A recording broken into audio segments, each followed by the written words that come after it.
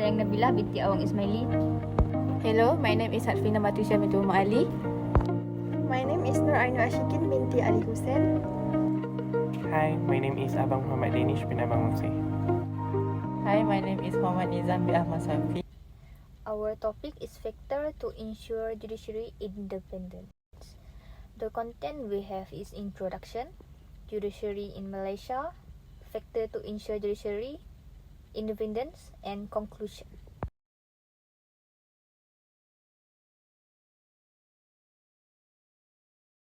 Okay, I will begin my presentations on the introduction first. The independence of the judiciary can be referred to as a fundamental principle of the Malaysian Federal Constitution. Therefore, it is cherished in Article 121 of the structure, which states that the legal control of the alliance should be vested in a Toll Court of Malaya and a Toll Court of Borneo to be built up beneath government law. However, the structure moreover gives for the arrangement, evacuation, and compensation of judges, and the legal arrangement was built up of a commission, GAC, to supervise this thing. Next is judiciary in Malaysia. What is judiciary? The judiciary is branch of government referred to a country court system. Judiciary are responsible for interpreting and applying a country law in particular cases, and can also be invested with the power to strike down law that is deemed unconstitutional. In Malaysia, the law is to be interpreted and applied by the judiciary, an unbiased and independent institution. The federal court is at the top of the chain of courts that make up this system. Judicial independence is the principle that the judiciary should be free from any improper influence, whether from the executive or legislative branches of the government or from private interests. The Malaysian Constitution provides for judicial independence in a number of ways, including the appointment of judges by the Yang di-Pertuan Agong on the advice of the Prime Minister, but only after consultation with the Conference of Rulers and the Chief Justice. Next, the Federal Constitution also contains a number of provisions that are intended to protect judges from interference in their work, such as the requirement that judges hold office during good behavior and can only be removed from office by the Yang di-Pertuan Agong on the advice of the Parliament. In addition to the constitutional provisions, there are also a number of statutory provisions that are designed to protect judicial independence, such as the Judicial Appointments Commission Act 2009 and the Judiciary and the Administration of Justice Act 1964. For the last one is, despite these constitutional and statutory safeguards, there have been concerns about the independence of the Malaysian judiciary in recent years, in particular allegations that the government has interfered in the appointment process for judges and that judges have been subjected to pressure to make decisions that are favorable to the government. The Malaysian Bar has been a vocal critic of these allegations, and it has called for an independent inquiry into the matter.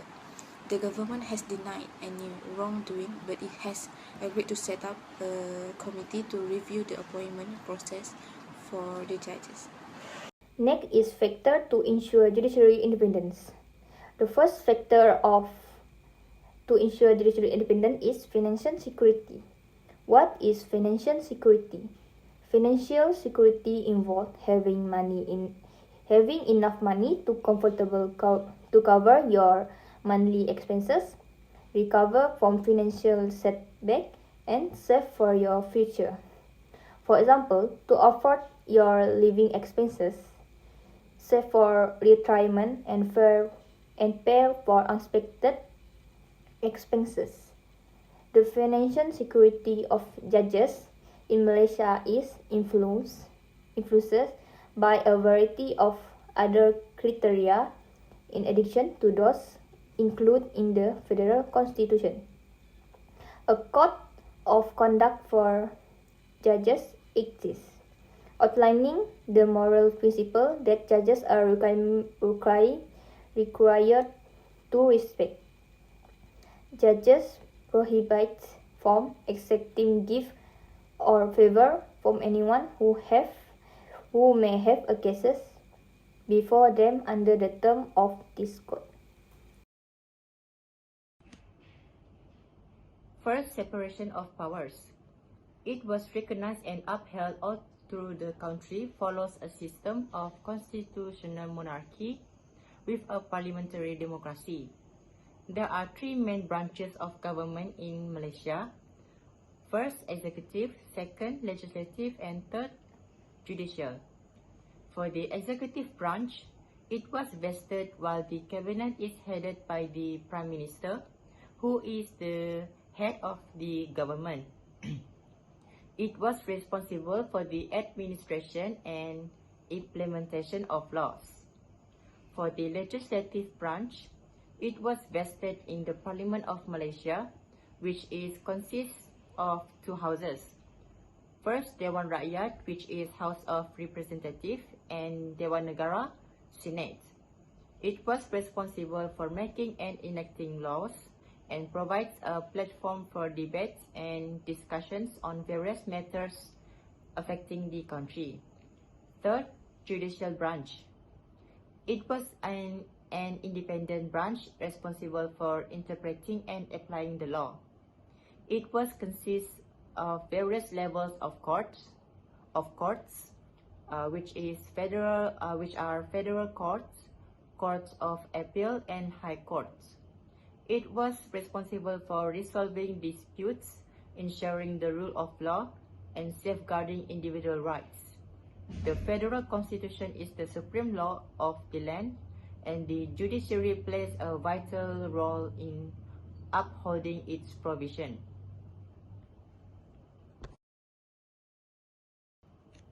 Second, security of tenure. It was a principle of security of tenure is crucial for maintaining the independence and impartiality of judges. In Malaysia, the Federal Constitution includes provisions that safeguard the security of tenure for judges. The first is appointment process. The Constitution outlines the process for appointing judges, which involves consultation with the Conference of Rulers and other relevant bodies. Second, removal mechanism. The Constitution stipulates specific circumstances under which a judge can be removed from office. Third, Judicial Service Commission. It plays a significant role in safeguarding the security of tenure, responsible for the appointment, promotion, and transfer of judges. The Commission acts as an independent body, contributing to the impartiality and autonomy of the judiciary. Fourth, Judicial Appointment Commission. It was another key institution that helps ensure the security of tenure for judges. Its role recommending candidates for judicial appointments, transfer, and promotions. And also, it was involved in the appointment process as an additional layer of independence and transparency. Third is appointment process in the Malaysia judiciary. It involved several steps and mechanisms. First, Judicial Appointments Commission. It was a key institution responsible for recommending candidates for judicial appointments. It consists of members appointed by the Yang di-Pertuan Agong, the King, and other relevant authorities. Second, nomination. It invites nominations from various sources, including the legal professions, professional bodies, and members of the public. Third, evaluation and shortlisting. evaluates the nominees based on criteria such as their qualifications, competence, integrity, and experience. Fourth, interviews and assessments. Each shortlist candidates are interviewed by the Judicial Appointment Commission to assess their suitability for judicial office. Fifth, recommendations. It recommends the most suitable candidates to the Yang di-Pertuan Agong. Lastly, appointment. It was a final decision regarding the appointment of judges raised with the Yang di-Pertuan Agong, who acts on the advice of the PM or other relevant authorities. Next, for the second vector is the salaries and allowances of judges. First, the pay rates and stipends of judges are decided by the Judges' Compensation under the Acts of 1971. Then, the Act indicates the pay rates and stipends of judges of the Government Court, the Court of Request, and the toll courts in Malaya and Sabah and Sarawak. Therefore, the compensations of judges are as taxed after such as chief equity is cost around 36,000 ringgit Malaysia per month. Next, the precedence of the Courts of Request is around 31,500 ringgit Malaysia per month. The Chief Judge of the Toll Court in Malaya was 29,000 ringgit Malaysia per month, and the Chief Judges of the Toll Court in Sabah and Sarawak are around 28,000 ringgit Malaysia per month. Next, case involving the independence of the judiciary in Malaysia. A case involving the independence of the judiciary in Malaysia is Datuk Sri Anwar Ibrahim's versus Government of Malaysia 2018. Datuk Sri Anwar Ibrahim was a well-known Malaysian politician who was convicted of sodomy in 1999 and 2010. In 1998, during the Asian financial crisis, Datuk Sri Anwar Ibrahim was removed from the dominant political party, United Malays National Organisation, called UMNO. He was then detained on charges of corruption and sodomy. The Federal Court overturned Datuk Sri Anwar Ibrahim's conviction in 2018, ruling that the trial judge had erred in law and that Datuk Sri Anwar Ibrahim's rights to a fair trial had been violated.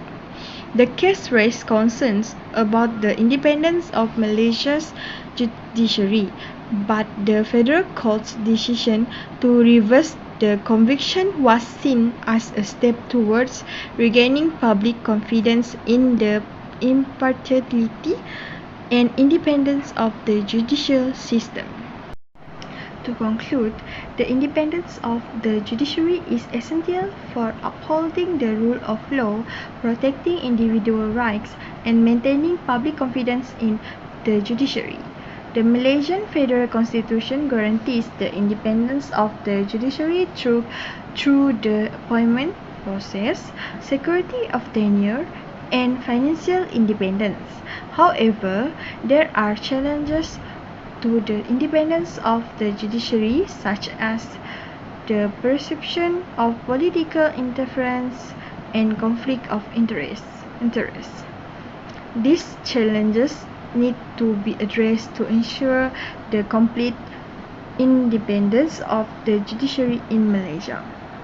That's all from us. Thank you.